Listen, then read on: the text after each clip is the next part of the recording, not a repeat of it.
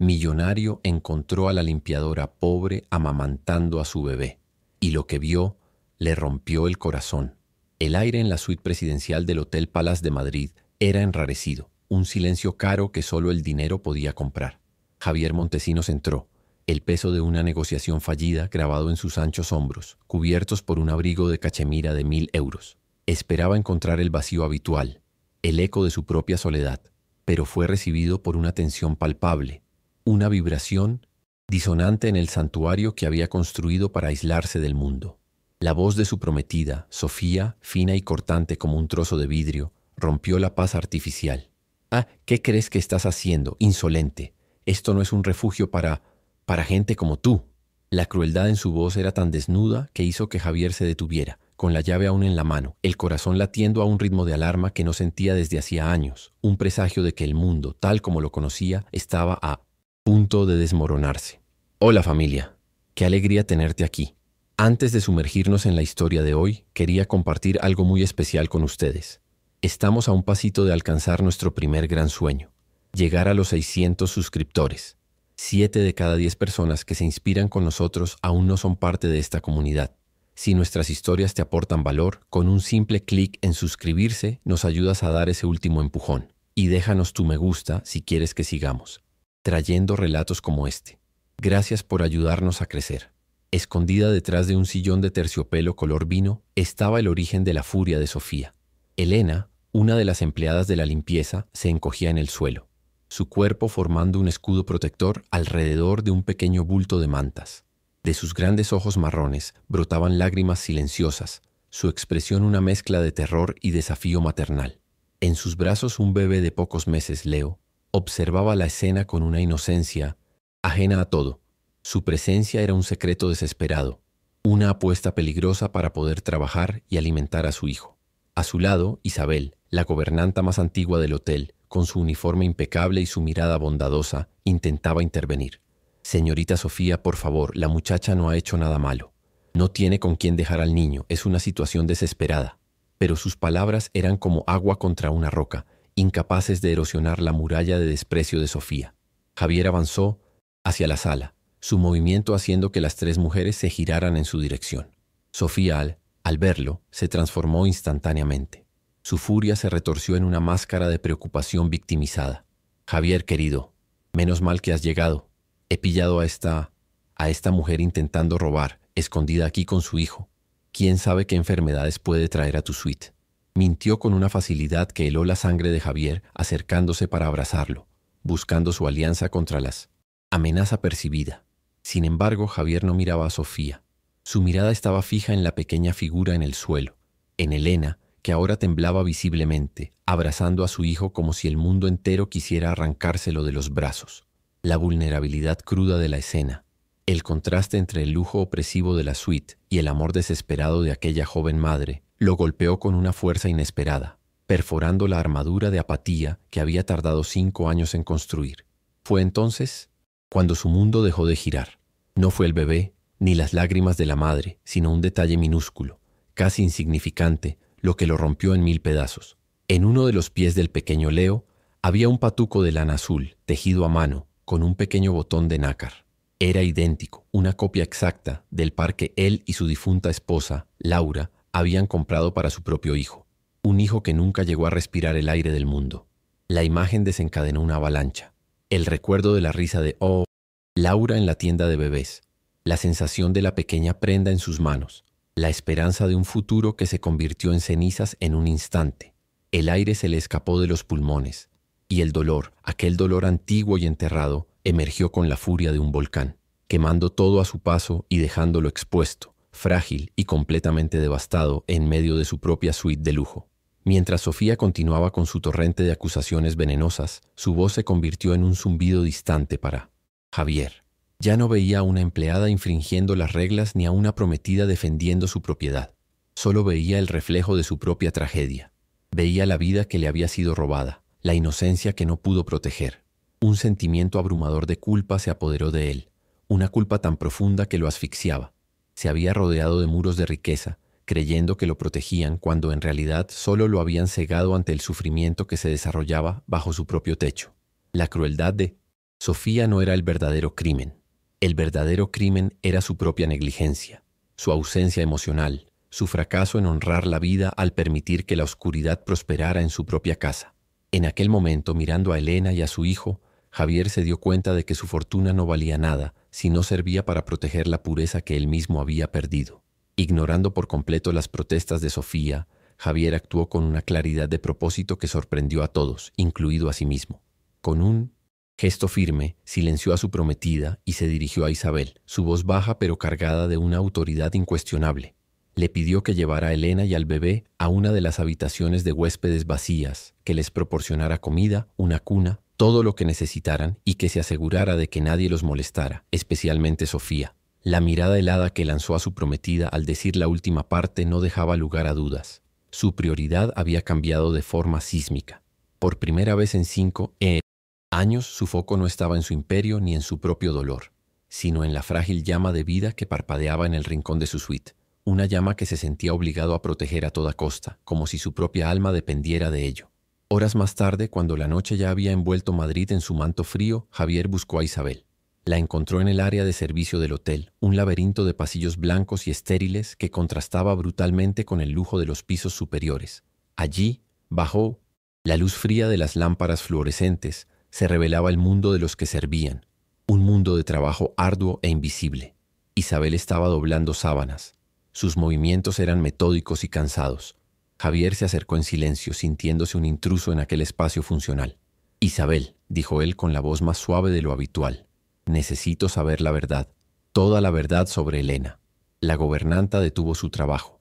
Sus ojos sabios y cansados se fijaron en los de él, evaluando la sinceridad, detrás de la fachada del millonario atormentado que apenas conocía los nombres de sus empleados. Isabel dudó por un momento, la lealtad a su compañera luchando contra el miedo al poder del hombre que tenía delante. Pero vio algo en los ojos de Javier que no era lástima, sino un dolor compartido, una fractura en el alma que ella reconocía. Con un suspiro lo guió a una pequeña sala de descanso vacía y comenzó a hablar. Le contó la historia de Elena, una joven de un pueblo pobre de México, enviada a España con los ahorros de toda su familia, la promesa de un futuro mejor.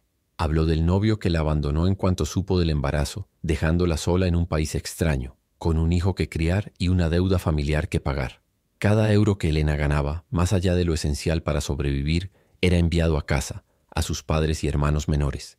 Ella era el pilar de una familia a miles de kilómetros de distancia, un pilar que estaba a punto de derrumbarse. Entonces la conversación tomó un rumbo más oscuro. Isabel reveló la verdadera naturaleza de Sofía, que iba mucho más allá del berrinche que Javier había presenciado. Durante semanas, Sofía había hecho de Elena su objetivo personal. Sus ataques eran sutiles al principio. Un comentario despectivo sobre sus orígenes, una exigencia para limpiar una mancha ya inexistente, una acusación velada de pereza. Veía en Elena todo lo que despreciaba, la pobreza, la falta de sofisticación y sobre todo su humilde existencia dentro del espacio de lujo que Sofía consideraba su dominio. La crueldad era un deporte para ella, una forma de afirmar su estatus, y la vulnerabilidad de Elena era el campo de juego perfecto. El intento de hacerla despedir no había sido un impulso, sino la culminación de una campaña de acoso psicológico calculada y persistente. Cada palabra de Isabel era un golpe en el pecho de Javier. Su culpa se transformó en una vergüenza corrosiva. No solo había sido ciego, sino que también había sido el facilitador involuntario de aquel abuso. Su riqueza, su hotel, su vida, todo se había convertido en un ecosistema donde la maldad podía florecer sin control, mientras él permanecía aislado en su torre de marfil de luto.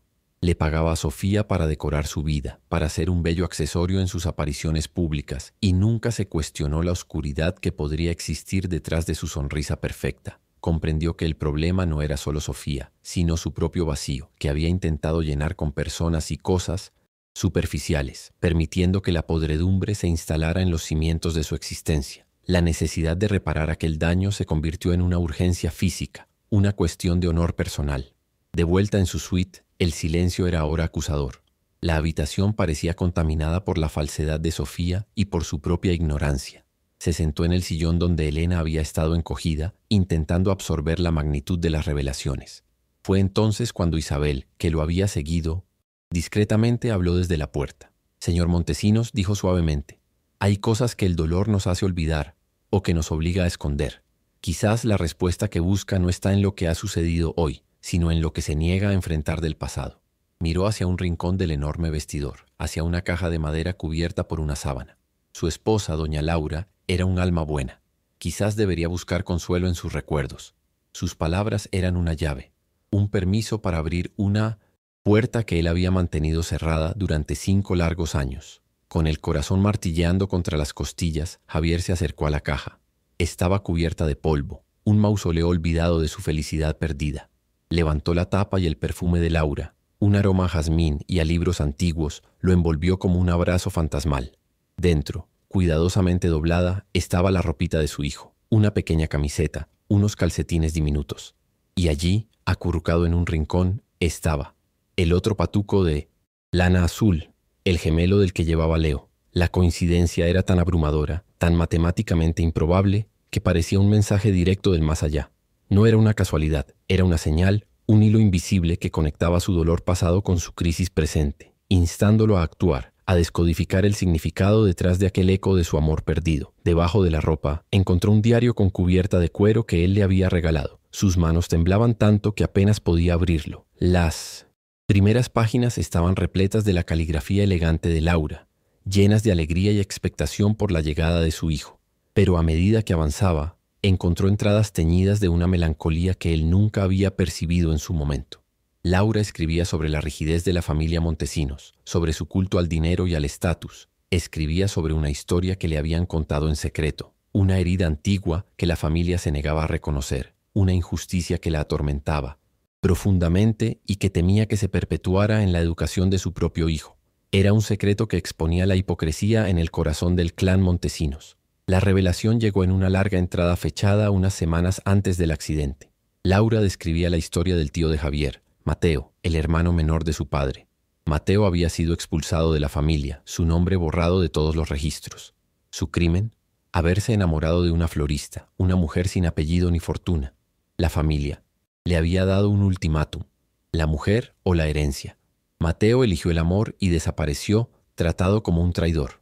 Laura lloraba en aquellas páginas la pérdida de esa rama de la familia, una rama basada en sentimientos genuinos y no en transacciones comerciales.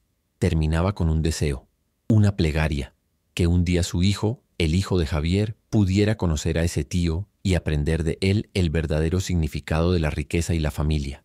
Javier cerró el diario con la mente dando vueltas. Todo encajaba, ahora, en un tapiz doloroso y hermoso. La crueldad de Sofía hacia Elena era un eco directo del elitismo de su familia hacia la esposa de Mateo. El patuco no era solo un recuerdo de su hijo perdido, era un puente hacia su pasado olvidado. Proteger a Elena y a Leo ya no era suficiente. Para honrar verdaderamente la memoria de Laura y para redimirse, tenía que sanar la herida original. Tenía que encontrar a Mateo. Tenía que deshacer la injusticia que su familia había cometido y demostrarse, así mismo y al fantasma de su esposa, que había aprendido la lección. Su búsqueda de la verdad le había dado un propósito, un camino claro a través de la niebla de su dolor. Antes de descubrir qué hará Rubens con esta impactante verdad, cuéntanos desde qué ciudad y país estás viendo este video. Leemos todos los comentarios. Con el diario de Laura en la mano como si fuera un mapa y una brújula, Javier sintió una oleada de energía recorrer su cuerpo paralizado por el luto. Su propósito era ahora doble: honrar el deseo de su esposa y proteger la nueva y frágil vida que había entrado en la suya. Su primera acción fue ir a la habitación donde Elena estaba alojada, pero la encontró vacía, la cama impecablemente hecha, como si nunca nadie hubiera estado allí. Un pánico frío comenzó a subirle por la espina dorsal. Corrió hacia la recepción, su compostura de empresario desmoronándose a cada paso. El gerente de noche, un hombre con una sonrisa obsequiosa que no llegaba a los ojos, le informó, con una frialdad burocrática, que siguiendo las reglas del hotel y tras una queja formal de la señorita Sofía, la empleada Elena había sido despedida y escoltada fuera de la propiedad horas antes. La furia que se apoderó de Javier fue primordial. Él era el dueño de aquel imperio, pero su burocracia deshumanizada se había vuelto contra él, escupiendo a la noche a una madre y a su hijo indefenso por orden de la mujer con la que estaba a punto de casarse. Ignorando las miradas atónitas de los empleados, Javier regresó a su suite y comenzó a hacer llamadas. Activó a su equipo de seguridad personal, hombres acostumbrados a encontrar a ejecutivos rivales y a rastrear activos financieros, y les dio una nueva misión: encontrar a una empleada de limpieza desaparecida. La ironía de la situación no se le escapó. Él, que podía mover mercados con una llamada telefónica, se sentía impotente. Su vasta red de poder parecía inútil contra la simple y aterradora realidad de que Elena y Leo podían estar en cualquier lugar, solos y sin recursos en el corazón helado del invierno de Madrid. Las horas siguientes fueron un borrón de ansiedad y autorrecriminación. Cada callejón oscuro que sus hombres investigaban, cada albergue que comprobaban, parecía un callejón sin salida. Javier caminaba de un lado a otro en su suite, la opulencia del lugar burlándose de su angustia. Miraba el patuco de lana azul que había guardado, ahora colocado junto al diario de Laura en su escritorio. Eran sus únicos faros en aquella noche oscura. Imaginaba a Elena en las calles, intentando proteger a su bebé del frío cortante, y su culpa se intensificaba. Su negligencia, su mundo ensimismado, había llevado a esto. Ya no se trataba de caridad. Era una deuda, una obligación moral de encontrar a la mujer que su mundo había masticado y escupido. La búsqueda no era solo por ella, era por su propia humanidad perdida. Finalmente, al amanecer, sonó el teléfono. La habían localizado. Uno de sus investigadores, usando los registros de una tarjeta de transporte de bajo coste e imágenes de cámaras de seguridad, la había seguido hasta un barrio periférico, una de las cicatrices de pobreza que la próspera ciudad intentaba ocultar. La dirección era la de un edificio de apartamentos en ruinas, conocido por albergar a inmigrantes sin papeles y a familias desesperadas. Javier no dudó un segundo. Sin cambiarse de ropa, sin siquiera pensar en llamar a su chofer, cogió las llaves de uno de sus coches y se lanzó así en la oscuridad de la madrugada. El potente motor del vehículo de lujo, un rugido incongruente en las silenciosas calles de la ciudad dormida, guiado solo por una coordenada que representaba o su redención o su fracaso final. El contraste entre su coche y la calle donde se detuvo era abismal. El edificio era una estructura decrépita, con ventanas rotas y grafitis cubriendo las paredes como un sudario. El olor a humedad y a desesperación flotaba en el aire.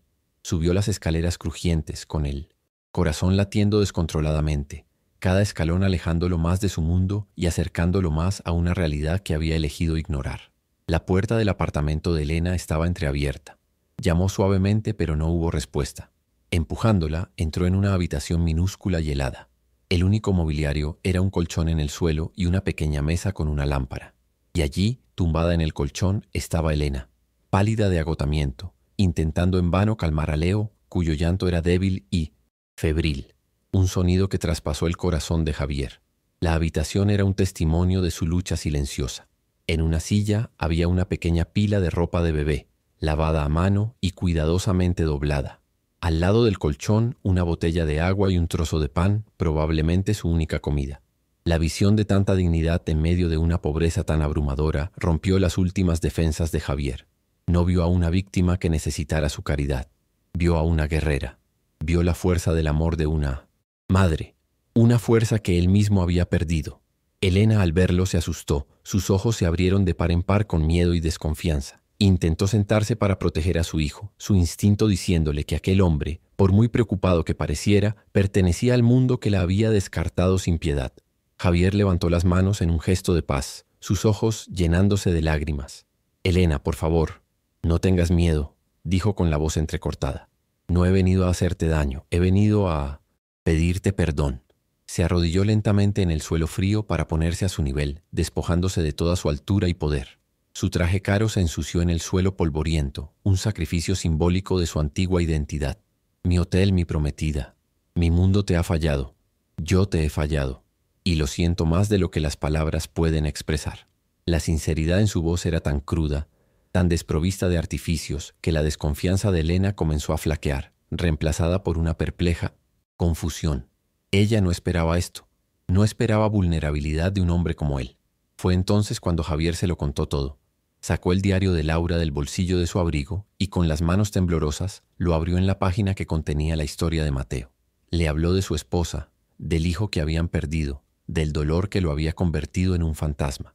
Luego sacó el patuco azul del bolsillo y lo colocó al lado de Leo.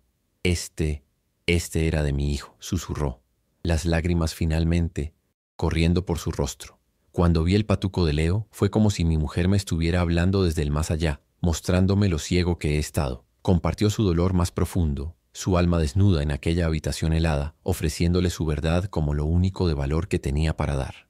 No puedo traerlos de vuelta, continuó con la voz quebrada por la emoción, pero puedo honrar su memoria, dándole a Leo la vida que mi hijo nunca tuvo. Veo en ti, Elena, la misma fuerza, el mismo amor incondicional que tenía mi Laura. La miró a los ojos. Su súplica era la de un hombre ahogado pidiendo aire. Déjame ayudarte, no como un millonario dando limosna, no como un salvador, sino como alguien que también necesita ser salvado. Tu familia fue destruida por la codicia y el estatus, la mía también.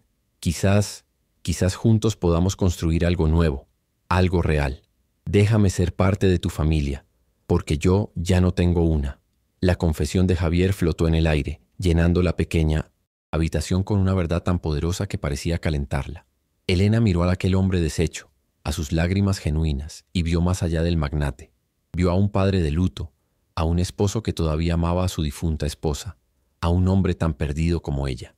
Su desconfianza, construida por una vida de promesas rotas y dificultades, finalmente se desmoronó. Vio que su propuesta no venía de la lástima, sino de una necesidad compartida de sanar. Con un asentimiento lento y vacilante, entre sus propias lágrimas, aceptó. En ese momento, en aquella habitación de miseria, dos almas rotas hicieron un pacto silencioso para ayudarse a sanar, forjando el primer eslabón de una familia improbable. Lo primero que hizo Javier fue llevar a Leo a un pediatra privado que le diagnosticó una bronquitis incipiente, afortunadamente tratada a tiempo. Mientras el bebé era atendido, Javier instaló a Elena en una suite cómoda en otro hotel, lejos de Sofía y de los recuerdos dolorosos. Organizó la compra de Minetmos-Tiene, ropa, comida y todo lo que pudieran necesitar, pero lo hizo con un respeto y una delicadeza que Elena nunca había conocido. No era el acto de un jefe, sino el de un compañero. No tomaba decisiones por ella. Le preguntaba qué quería, qué la haría sentir segura. Por primera vez en su vida, Elena sintió que su voz importaba, que sus necesidades eran válidas, y una pequeña semilla de esperanza comenzó a brotar en su corazón cansado. Unos días después, cuando Leo ya estaba recuperado y sonriente, Javier propuso el siguiente paso en su viaje. Laura quería que encontrara a mi tío Mateo, dijo, mostrándole de nuevo el diario. Creo que no puedo empezar a construir un futuro sin arreglar primero el pasado. ¿Te gustaría venir conmigo? Me gustaría que Leo conociera a la parte de su nueva familia que se construyó sobre el amor, no sobre el dinero. Elena, mirando el rostro de Javier, ahora menos tenso y más iluminado por la esperanza, aceptó sin dudarlo. Sentía que su viaje también estaba ligado a aquel reencuentro, que la curación de Javier sería de alguna manera su propia curación también. Alquilaron un coche modesto y partieron de Madrid, dejando atrás los rascacielos, el tráfico y la presión de la ciudad. El viaje los llevó al norte, al paisaje verde y accidentado de Cantabria.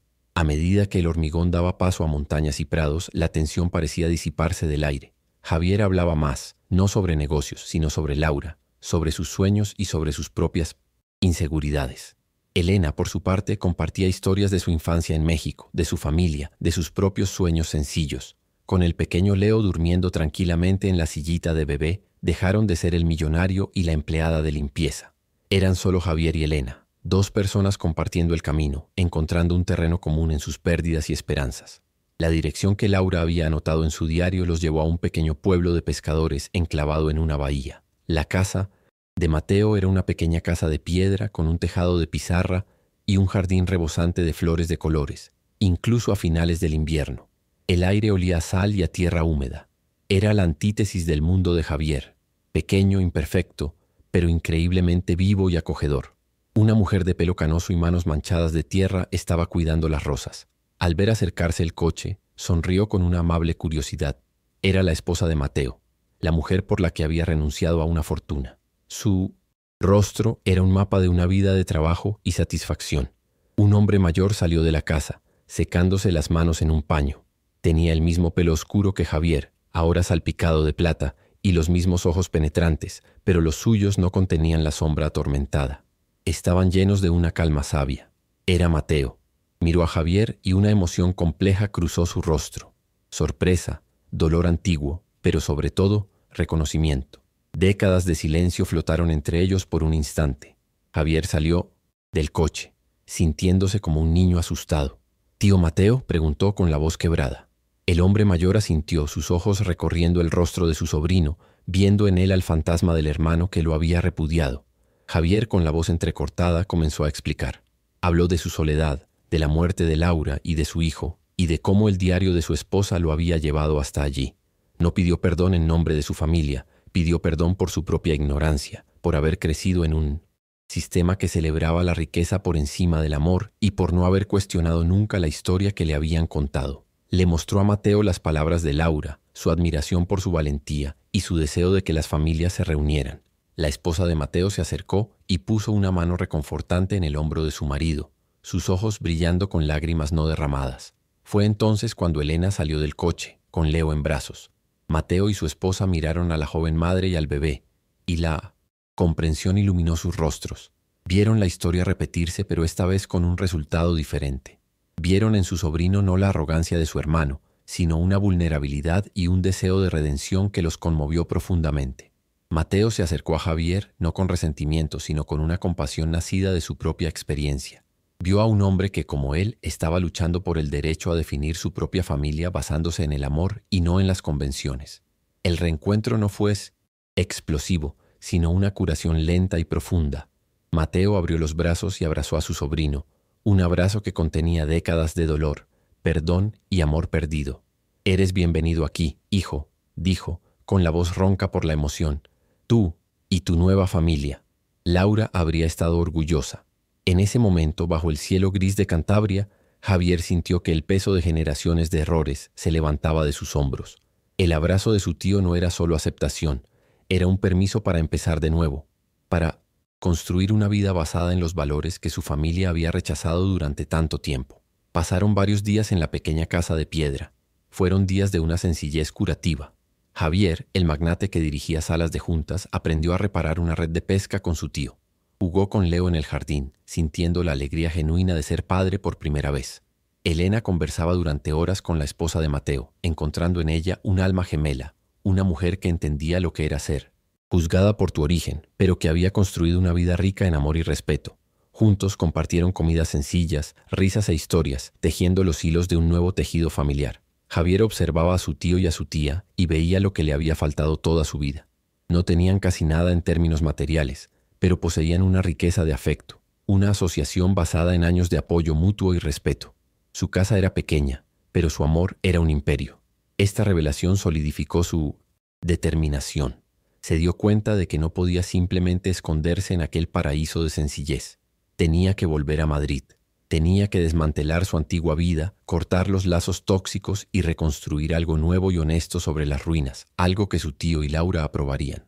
Cuando Javier anunció su decisión de regresar, había una nueva fuerza en su voz. Ya no era el hombre atormentado que había llegado a aquel pueblo. Estaba más tranquilo, más seguro. Mateo le puso una mano en el hombro. «Recuerda, Javier», le dijo, «la verdadera fuerza no está en no caer nunca, sino en cómo te levantas. Ve y construye una familia de la que puedas sentirte orgulloso». Con la bendición de su tío y con Elena y Leo a su lado, Javier se sintió listo para enfrentar su última batalla. El viaje de regreso a Madrid no fue una huida, sino un avance hacia el frente de batalla, con el corazón fortalecido y la visión clara. La llegada a la suite presidencial fue como entrar en otro mundo. Todo estaba exactamente como lo había dejado, pero ahora le parecía extraño, frío y sin alma. Sofía estaba allí, como si nada hubiera pasado, analizando muestras de tela para las cortinas con un decorador. Su presencia llenaba el aire de una artificialidad sofocante. Al ver entrar a Javier, su rostro se iluminó con una sonrisa posesiva, que se desvaneció al instante cuando vio a Elena y al bebé detrás de él. Su mandíbula cayó y sus ojos se endurecieron, convirtiéndose en dos esquirlas de hielo. Por así, incredulidad dio paso a una furia mal contenida. «Javier, ¿qué significa esto?», siseó Sofía, su tono de voz goteando veneno. «¿Qué hacen esta criatura y su hijo aquí? Pensé que nos habíamos librado de ella». Se levantó, su postura era la de una reina cuyo castillo había sido invadido por campesinos. Señaló con un dedo acusador a Elena, que instintivamente se encogió, sujetando a Leo con más fuerza. Pero esta vez no estaba sola. Javier dio un paso adelante, interponiéndose protectoramente entre las dos mujeres. Su mirada era tranquila, pero cargada de una finalidad de acero. La batalla había comenzado. Javier miró a Sofía, no con rabia, sino con una especie de triste claridad. «Ella está aquí porque este es su lugar ahora, Sofía. Ella y Leo son parte de mi familia». Las palabras fueron dichas suavemente, pero golpearon a Sofía como un puñetazo. Soltó una carcajada, un sonido agudo y desagradable. «¿Familia? ¿Te has vuelto loco? ¿Una limpiadora y su bastardo? ¿Es esta la familia que quieres presentar al Consejo de Administración, a nuestro círculo social? Has arruinado todo, Javier, todo por lo que hemos trabajado. Su voz subió de tono, su fachada de sofisticación resquebrajándose para revelar la cruda ambición que había debajo. Nosotros no hemos trabajado por nada, Sofía. Yo he trabajado. Tú solo has gastado, respondió Javier, su voz cortando el aire. Te ofrecí mi nombre, mi casa, mi futuro, y tú lo usaste para atormentar a una joven inocente que no tenía nada. Usaste mi poder para ser cruel. Dio un paso adelante, sus ojos clavados en ella. Te conté mi dolor, la pérdida de mi hijo, y nunca mostraste una pizca de empatía, pero encontraste energía más que suficiente para intentar destruir a una madre y a su bebé por puro despecho. Dices que me quieres, pero lo único que quieres es lo que mi nombre te puede comprar. Fue entonces cuando la presa se rompió. La máscara de Sofía cayó, revelando el rostro contorsionado de una furia narcisista. Su monólogo de villana comenzó, no como un susurro, sino como un grito. ¿Quererte?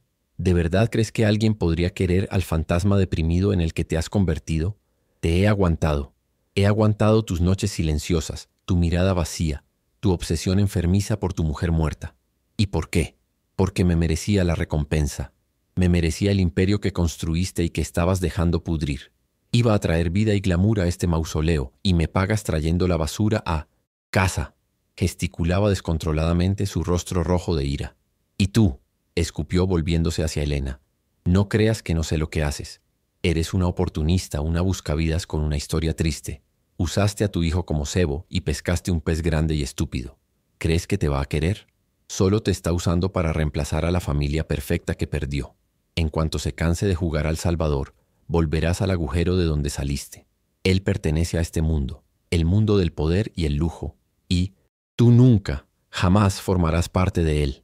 Su diatriba continuó, un torrente de veneno y elitismo. Insultó el origen de Elena, su pobreza, su moralidad. Afirmó que su propio engaño estaba justificado, un intercambio justo por la vida de lujo que creía que se le debía. Se jactó de cómo había manipulado a Javier, de cómo había planeado aislarlo aún más de su familia para tener un control total sobre su fortuna. Cada palabra era una confirmación de todo lo que Javier se había dado cuenta sobre ella. La escuchó en silencio, dejándola vaciar todo su veneno, dejándola condenarse con sus propias palabras. No había nada que discutir. La verdad estaba allí, fea y desnuda. Cuando finalmente se detuvo jadeando y con los ojos chispeando de odio, un pesado silencio se instaló en la habitación. Javier la miró con una calma que era más aterradora que cualquier grito. ¿Has terminado?, preguntó suavemente. Sin esperar respuesta, cogió su teléfono y llamó a seguridad. Por favor, envíen a 2 agentes a la suite presidencial. La señorita Vargas se va y necesitará ser escoltada fuera del edificio. Su voz era impersonal, como si estuviera dictando una orden de negocios. Sofía lo miró incrédula, su rabia dando paso a un pánico creciente. «No te atrevas, Javier, no puedes hacerme esto», gritó, su voz adquiriendo un tono suplicante. Pero Javier ya no la oía. Caminó hasta su escritorio, abrió un cajón y sacó un fajo de tarjetas de crédito. Las cortó una por una con unas tijeras, el sonido del plástico al romperse resonando en la sala. Luego cogió las llaves de un coche deportivo que le había regalado y las dejó caer en la papelera. Cada acción era deliberada, metódica, un desmantelamiento sistemático de la vida que él le había proporcionado. Finalmente se detuvo frente a ella. «Lo único que lamento», dijo, con la voz baja y peligrosamente tranquila, «es no haber visto a la persona que realmente eres antes». Extendió la mano. El anillo, Sofía.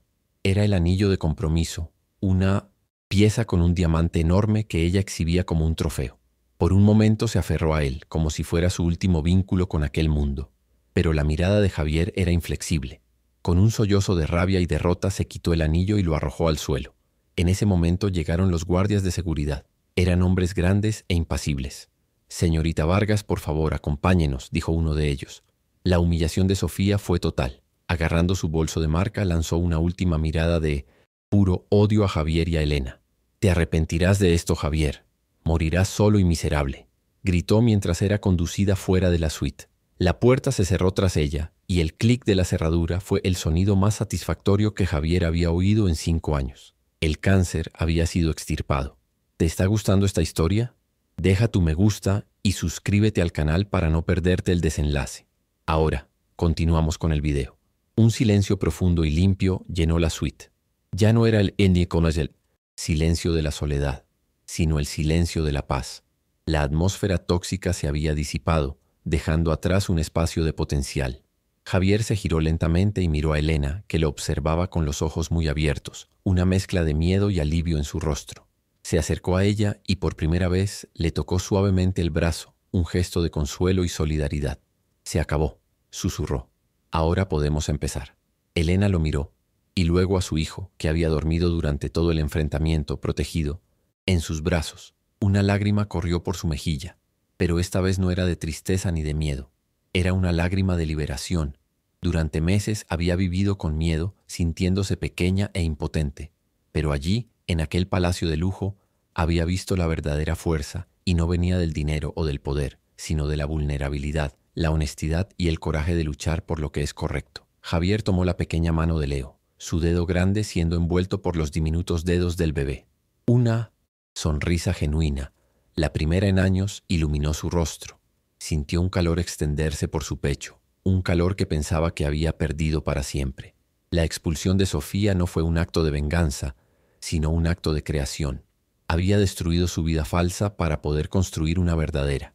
Mirando a Elena y a Leo, no veía un reemplazo para lo que había perdido, sino un futuro completamente nuevo e inesperado.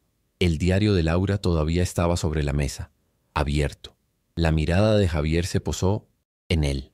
Sintió la presencia de su difunta esposa en la habitación no como un fantasma de luto, sino como un espíritu guardián sonriéndole. Había cumplido su deseo. Había encontrado a Mateo. Había elegido el amor sobre el estatus. Había roto el ciclo de toxicidad de su familia. Su viaje de redención estaba lejos de terminar, pero por primera vez sentía que estaba en el camino correcto. La suite presidencial, que había sido su refugio y su prisión, se transformó en ese instante. Las altas paredes ya no parecían opresivas, sino protectoras. Las amplias ventanas ya no mostraban una ciudad indiferente, sino un horizonte de posibilidades. El espacio ya no estaba lleno del eco de su soledad, sino de la suave respiración de un bebé y de la presencia silenciosa y fuerte de una mujer que le había enseñado más sobre la resiliencia en pocos días de lo que él había aprendido en toda su vida. La justicia había prevalecido, y lo que quedaba era la tarea más importante de todas. La reconstrucción. En las semanas siguientes, Javier Montesinos se movió con la misma determinación con la que una vez cerraba negocios multimillonarios, pero ahora su energía estaba enfocada en la reconstrucción de vidas, no de edificios. Su primera acción fue iniciar el proceso legal para convertirse en el tutor legal de Leo, ofreciéndole su apellido y un futuro seguro, un acto que era tanto una promesa para el niño como un juramento a sí mismo. A continuación buscó a Isabel, la gobernanta que había sido la brújula moral en medio de la tormenta. En lugar de una simple recompensa monetaria, le ofreció la dirección de recursos humanos de toda su cadena hotelera, con el mandato de crear un ambiente de trabajo donde la dignidad y la compasión fueran la política principal. Isabel aceptó, sus lágrimas de gratitud sellando la primera piedra del nuevo imperio de Javier, un imperio con alma. El siguiente paso de Javier fue transformar su dolor en un legado de esperanza. Liquidó varias de sus inversiones más agresivas y usó los fondos para crear la Fundación Laura Montesinos, una organización sin ánimo de lucro dedicada a proporcionar apoyo legal, de vivienda y educativo a madres solteras en situaciones de vulnerabilidad. No quería que ninguna otra Elena tuviera que esconder a su hijo para sobrevivir. Invitó a su tío Mateo al consejo de administración. Su sabiduría sencilla y su perspectiva humanista se convirtieron en la piedra angular de la fundación, reintegrándolo oficialmente en la familia y honrando su valía por encima de cualquier herencia. El nombre Montesinos, antes sinónimo de poder frío, comenzaba a asociarse con la generosidad y las segundas oportunidades. 6 meses después, el riguroso invierno de Madrid había dado paso a una primavera vibrante, y la vida de todos había florecido con la estación. La sede de la Fundación Laura Montesinos bullía de actividad. Dirigiéndola con una competencia y una confianza recién descubiertas estaba Elena. Javier le había proporcionado tutores y cursos de gestión, y ella había absorbido el conocimiento con un hambre voraz. Ya no era la joven asustada que se escondía en las sombras. Era una líder, una defensora. Su propia experiencia la convertía en una directora increíblemente empática y eficaz. Acogía a las mujeres que llegaban, viendo su propio reflejo en sus ojos, y les ofrecía no caridad, sino herramientas para la autonomía, transformando el ciclo de desesperación en un camino de esperanza. La escena final tiene lugar en un parque soleado, durante la inauguración de la primera guardería gratuita de la fundación. Javier ya no usa sus trajes rígidos. Lleva vaqueros y camisa, empujando a un risueño Leo en un columpio. Su rostro, antes una máscara de vacío, está relajado y abierto, iluminado por una sonrisa genuina mientras observa a Elena cortar la cinta inaugural, aplaudida por docenas de madres y niños. Más tarde, los tres se sientan en el césped compartiendo un helado, una imagen de felicidad, doméstica simple y profunda. Su familia no era convencional, pero era real, forjada no por lazos de sangre, sino por las cicatrices compartidas y la elección mutua de sanarlas juntos. La riqueza de Javier ya no estaba en sus extractos bancarios, sino en aquellos momentos de pura e inestimable alegría. Javier aprendió aquel día que la verdadera fortuna no se mide por las propiedades que se acumulan, sino por los puentes que se construyen para llegar a los demás. Su tragedia personal, el dolor que casi lo destruyó, se convirtió en el catalizador de un milagro de transformación, enseñándole que un corazón roto puede reabrirse, no para olvidar, sino para amar de forma más amplia y profunda. Comprendió que la verdadera familia no es solo aquella que comparte nuestra sangre, sino aquella que elegimos para sanar nuestras heridas y construir un futuro a nuestro lado, transformando las ruinas del pasado en los cimientos de un nuevo comienzo. ¿Crees que es posible perdonar los errores del pasado para construir una familia mejor? Deja un like si crees que el amor verdadero siempre encuentra el camino. Suscríbete para más historias donde la bondad triunfa. Comenta, la familia es todo. Si tú también crees en las segundas oportunidades. Deep Research Video, Imagen Canvas.